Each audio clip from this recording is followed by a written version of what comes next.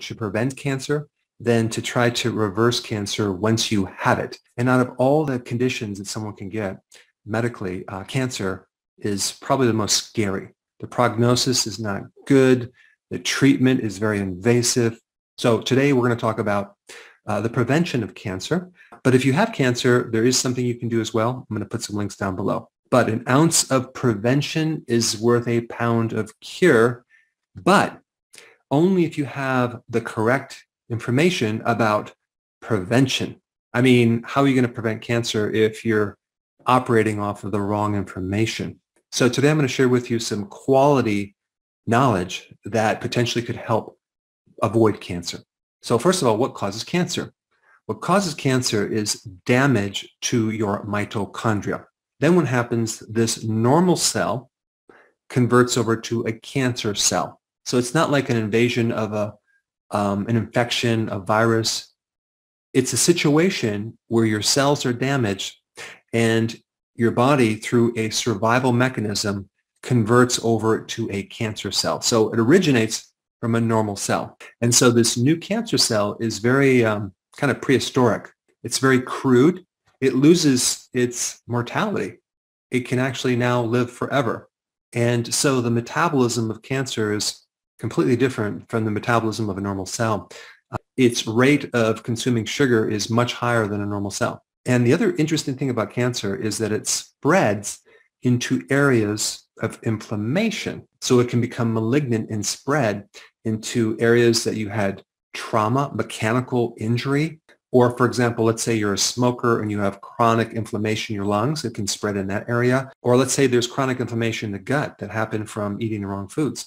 Then the cancer can spread to that area as well. So it's really important to understand that anything that can create damage in your mitochondria can also cause cancer. And there's also other things that are emphasized at the wrong level of importance. So it's really valuable to know what is really important versus what is not as important when you're trying to prevent cancer. So I think everyone knows smoking usually causes cancer to your lungs, but smoking can also cause cancer to your pancreas. In fact, one of the biggest causes of pancreatic cancer is smoking, which is kind of interesting because you would think that it would only affect the lungs, but it can affect the pancreas as well. And of course, the chronic consumption of alcohol can cause cancer. Okay, I think most people know that. And then, of course, they talk about obesity as being a risk factor. Well, okay, is it obesity itself, or is it a diet that created obesity, like a diet that has frequent meals, so 6 meals a day, causing a lot of snacking? So the combination of both frequent eating and high carbs can increase your risk of getting obese. And so in reality, I wouldn't say that obesity in itself causes cancer, but those things that cause obesity definitely increase cancer, especially too much insulin. When you have high levels of insulin, your risk for cancer go way up. And so now it's important to understand what causes an insulin spike. Well, a lot of refined carbohydrates and sugar, as well as eating frequent meals. And then, of course, on the flip side of that, what about fasting? What about intermittent fasting? What does that do for cancer? Well, it does a lot. It's probably the most important thing you can do if you get cancer. In fact, there's 2 cases that I know right now that were both stage 4 terminal cancer. And both of these people did fasting and completely went in remission with cancer. I mean, the doctors were just dumbfounded. I did an interview with one gentleman, which I'll put a link down below. I mean, it's quite amazing to go from a stage 4 to not having any stages of cancer. That's incredible. And the most important thing to do, prolonged fasting. And both of these individuals were not smokers. They were not drinkers. So the question is, what caused their cancer? Well, we're going to go through some things. Now, right now, if you actually do research on decreasing your risk factor for cancer, you'll see that saturated fat causes cancer, or it's linked to cancer. And so they're recommending that you should replace your saturated fat with unsaturated fat. Okay, so this right here is very, very bad advice. And all the things I talk about today, I'm going to put research down below so you can cross-reference these studies. But the quality of studies that they did for fat are basically questionnaire studies, very, very poor quality, very inconclusive. to say that saturated fat alone increases your risk of getting a cancer. There are so many other variables that it could be when you're doing this questionnaire type study. So as far as the unsaturated fats, you have omega-3 and then you have omega-6 fatty acids. Omega-3 fatty acids are very anti-inflammatory, so that would greatly improve inflammation, which could decrease the risk of getting cancer right there. But then omega-6 fatty acids, the corn oils, the soy oil, cottonseed oil, the other unsaturated fatty acids that people are telling you to eat more of and replace the saturated fats, well, those have direct links of increasing inflammation. But there's also some credible data that shows that when you consume these seed oils that are heated, as in frying something, greatly increase your risk of getting cancer. And I'll put that data down below. Now, what about monounsaturated fats like avocado oil or olive oil?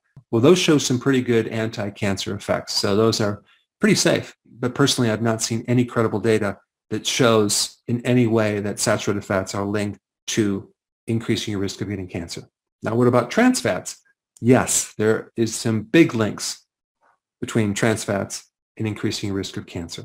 So to simplify, what I'm going to talk about is the more refined something is, the more chemically processed something is, like the vegetable oils, for example, where they're using all sorts of chemicals and high heat and pressure to refine them, the more something will increase the risk of getting cancer. Now let's shift to another topic that relates to this, red meat and processed meat. They kind of lump these two together, saying that both of these will increase your risk of getting cancer. But we really have to differentiate them because you also have a lot of white processed meat, okay, not just red processed meat. And also you have to look at how many of these studies were based on a questionnaire. Probably all of them. And also you have to look at the quality of this red meat.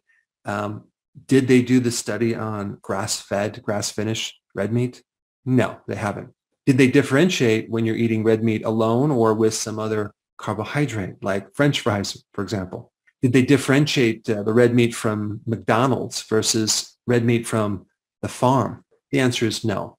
Now, the thing that's in processed meat is a lot of chemicals, a lot of refining, a lot of things added. So it's pretty much obvious that if you're eating red meat at a fast food restaurant, it's highly processed and refined. Now, this also kind of crosses over to processed foods, okay? Because when we're looking at refined foods or ultra-refined foods, it's in the family of a lot of processed meat and refined carbohydrates and chemicals.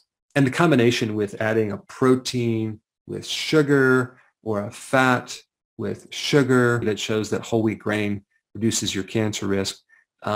Look at the whole picture, actually read it. In fact, I've never heard anyone just eating whole grains. They usually have it with a bunch of other things. But the problem is when you take this processed food, especially refined grains, and you add it with heat, and you add it with certain vegetable oils, you get what's called acrylamide, okay? Acrylamide is a known carcinogen.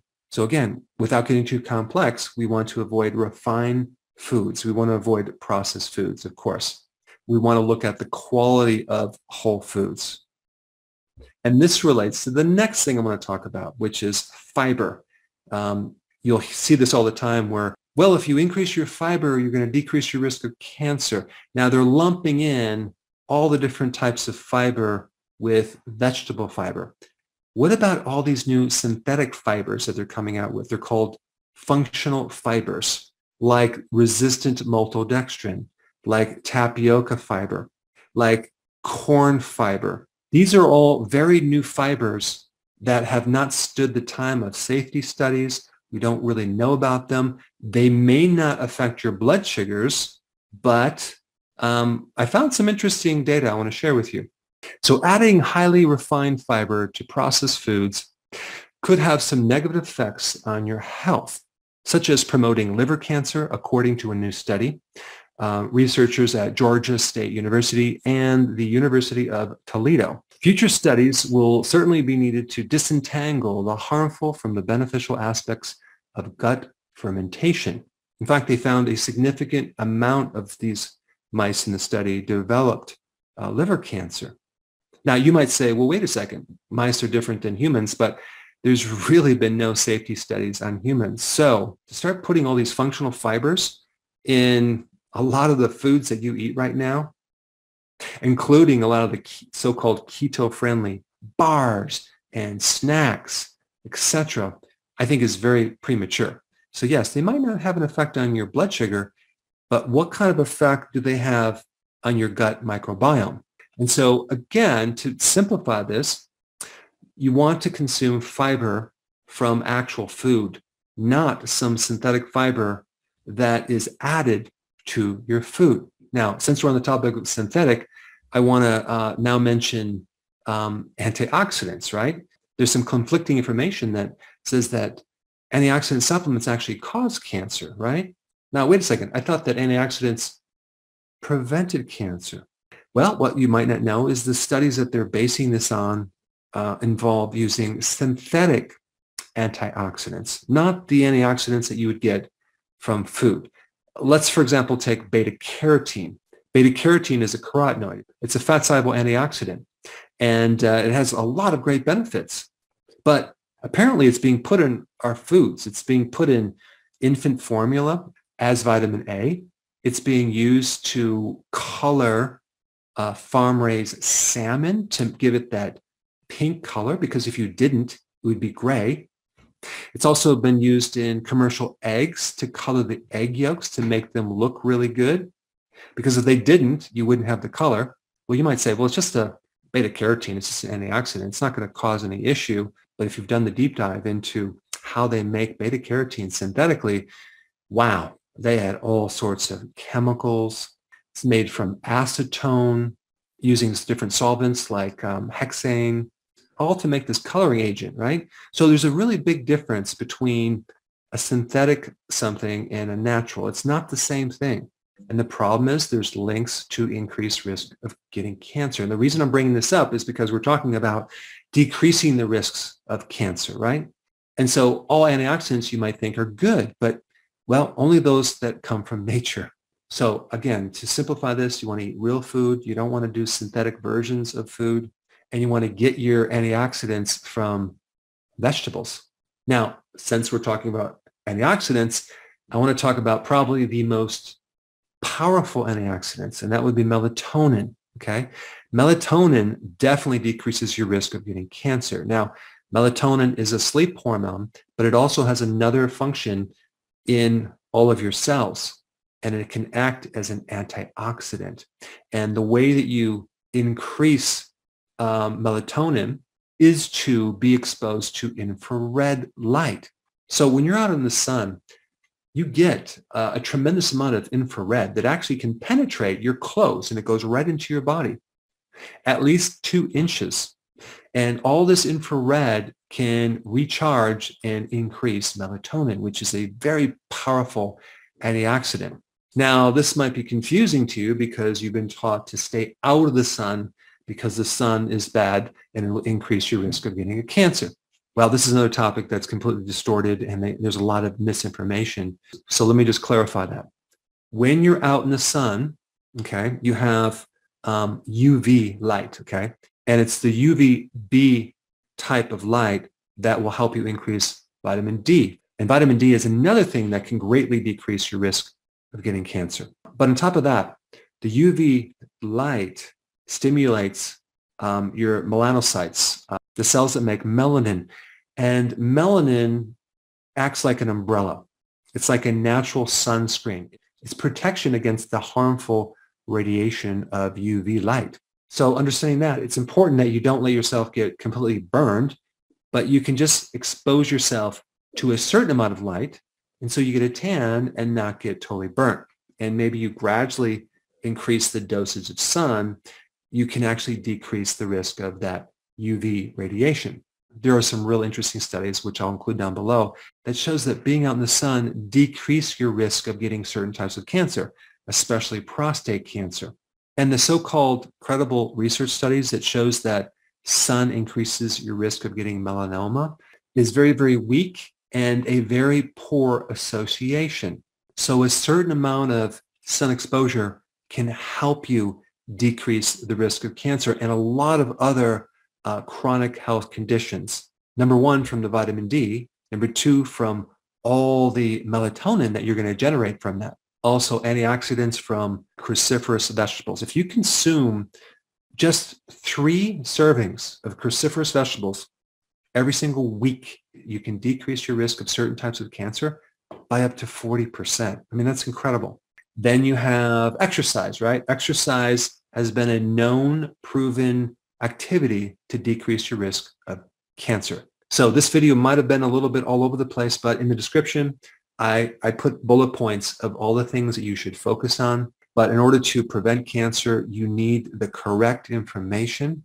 Now, I think it's really appropriate for you to check out this amazing interview that I did with this gentleman who had stage 4 cancer, and now he doesn't.